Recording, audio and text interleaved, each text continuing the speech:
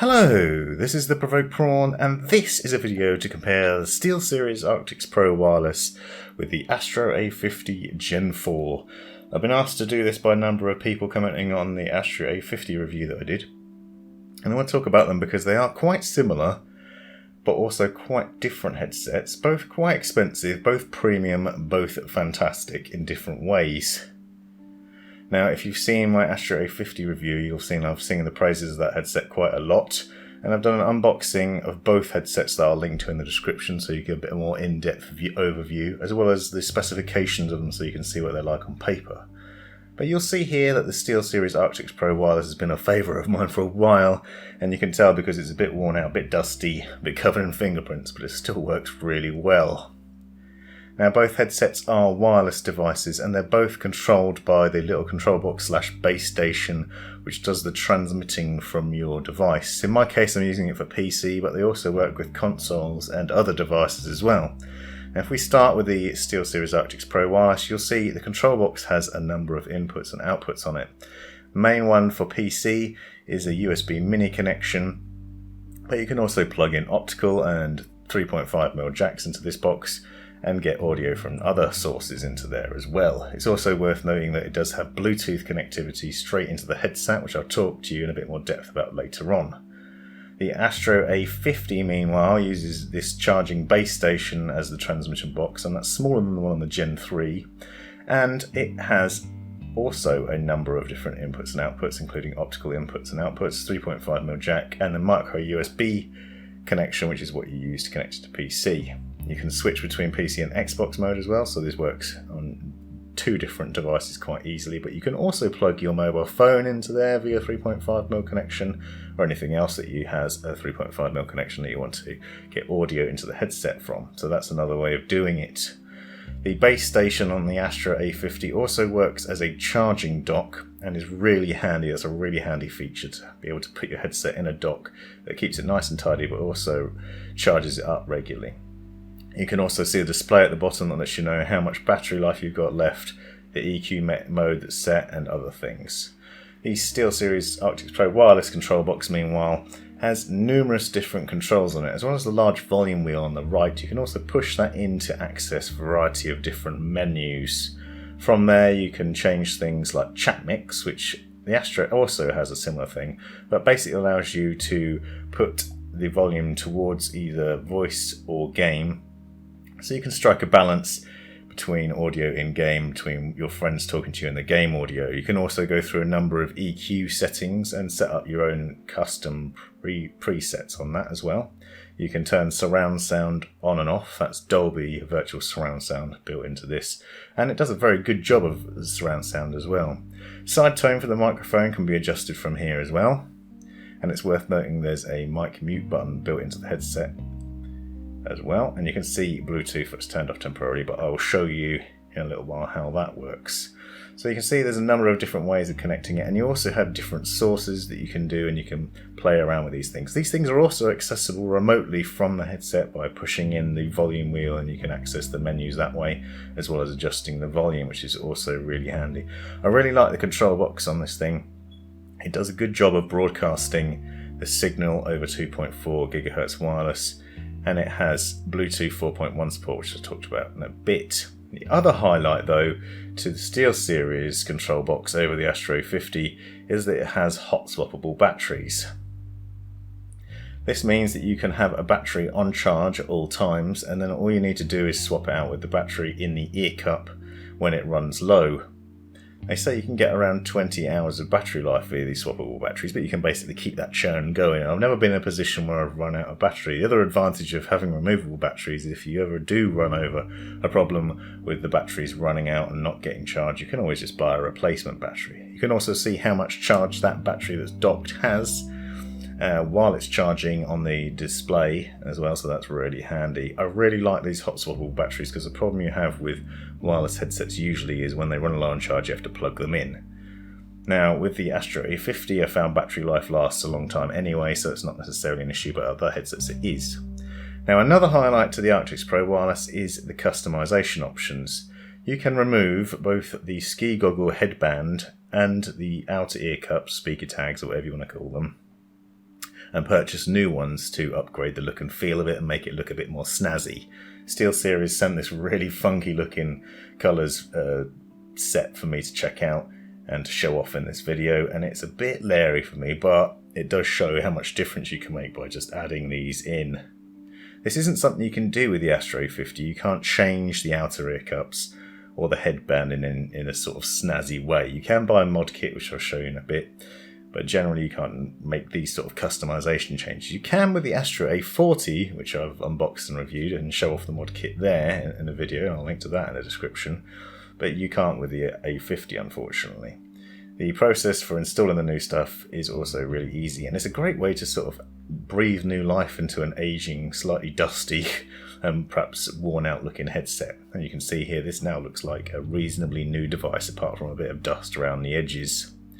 You'll note that you also have a mass of controls on the headset itself, and both the Astro A50 and the SteelSeries have quite a few different controls on the headset, which is always very handy because it means you don't have to use the base station or the control box in order to access those. So you've got the mic mute button, volume wheel, power button, and the Bluetooth button as well.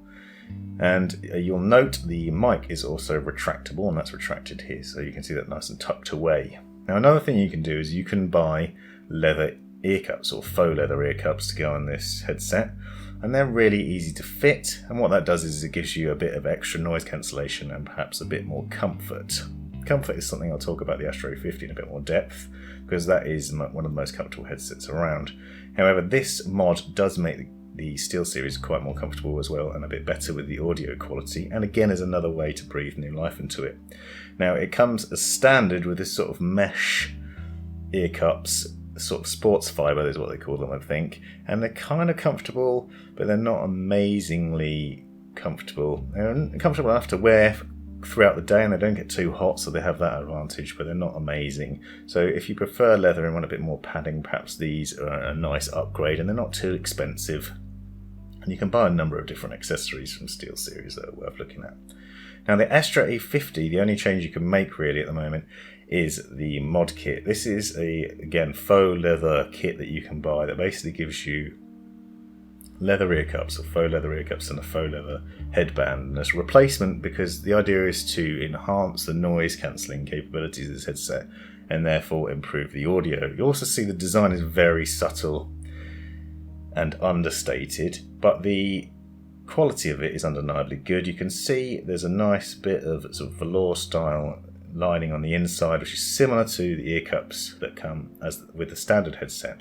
It's worth noting the ear cups that come with the standard headset are very comfortable, as is the headband.